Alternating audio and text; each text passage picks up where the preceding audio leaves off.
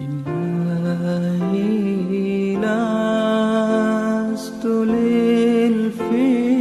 للفردوس أهلا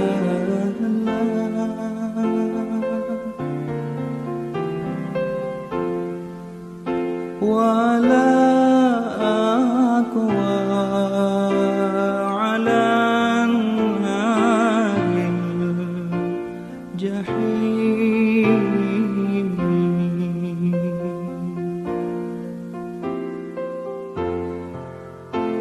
فهب لي توبة واغفر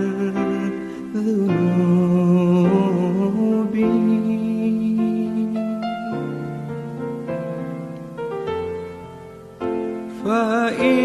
فإنك غافر